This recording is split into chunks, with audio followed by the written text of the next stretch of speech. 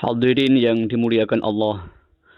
Suatu ketika baginda Nabi Muhammad sallallahu alaihi wa alihi wasallam berdoa, Allahumma ahyini miskinan wa amitni miskinan wahsyurni fi zumratil masakin. Ya Allah, hidupkanlah aku sebagai orang miskin, matikan aku sebagai orang miskin, dan kumpulkan aku bersama perkumpulan orang miskin. Untaian doa Nabi yang diriwayatkan oleh Ibnu Majah dari jalur Abu Sa'id Al-Khudri. Imam Al-Baghawi menilai sanad atau mata rantai hadis ini dhaif. Hadis ini lemah. Tentu memahami akurasi pesan ini bisa dari atas ke bawah, yaitu dari sunnah ke turos atau buah pemikiran ulama. Bisa pula sebaliknya, dari turos ke sunnah. Tentu semuanya tidak lepas dari tolok ukur Al-Quran yang derajat hujahnya paling tinggi. Seorang ulama Mesir kontemporer, Syekh Sa'id Mamduh, yang dikenal dengan kritik hadisnya dalam mentahqiq kitab An-Naqdus Sahih karya Salahuddin Al-Ala'i, menilai hadis dimaksud hasan atau cukup kuat dan memiliki jalur lain, yaitu dari sahabat Anas Ibnu Abbas dan Ubadah Ibnu Samit radhiyallahu anhum. Tidak hanya Ibnu Majah yang meriwayatkannya, Imam Tirmidzi, Asy-Syirazi, At-Tabrani dan Al-Baihaqi juga mencatat hadis tersebut. Artinya hadis ini cukup terkenal, di samping tidak bertentangan dengan kehidupan Nabi Muhammad sallallahu alaihi wasallam yang sudah termaktub dalam kitab-kitab sejarah. Doa Nabi tersebut mencerminkan kehidupan Nabi dan keluarganya yang sangat sederhana. Nabi terbiasa dengan lapar, berpakaian murah, dan tidur di atas tikar. Nabi tidak duduk di atas kursi yang tinggi, tidak makan kecuali roti gandum, dan tidak masak selama beberapa bulan berturut-turut.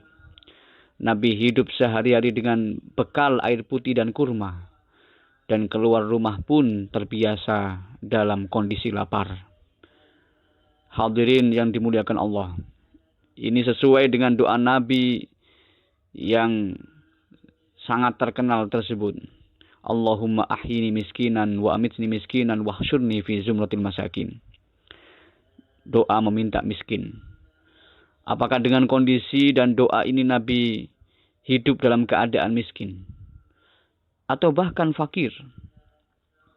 Tentu literatur sejarah menyimpulkan bahwa Nabi yang merupakan seorang fakir, tapi bukan berarti fakir atau miskin mutlak.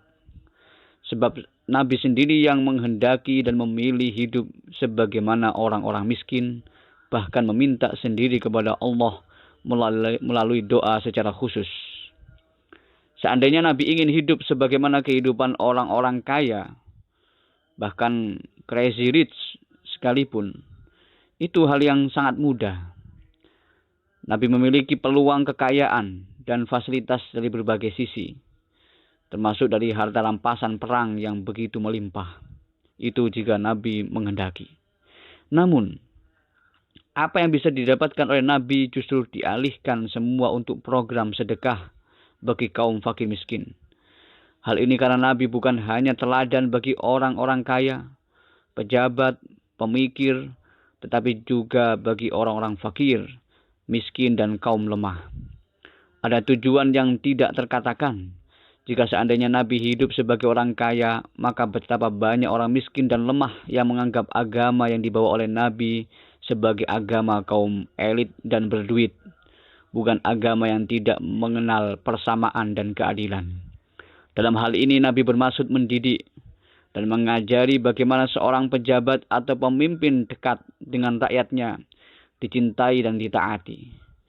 Begitu juga Nabi mengajari orang-orang kaya bagaimana cara berempati, merasakan apa yang dirasakan oleh orang-orang fakir miskin, kemudian membantu mereka sebagaimana yang dicontohkan oleh Nabi ketika menyantuni kaum muhajirin yang miskin papa dengan mewadai mereka dalam komunitas Ahlus Suffah.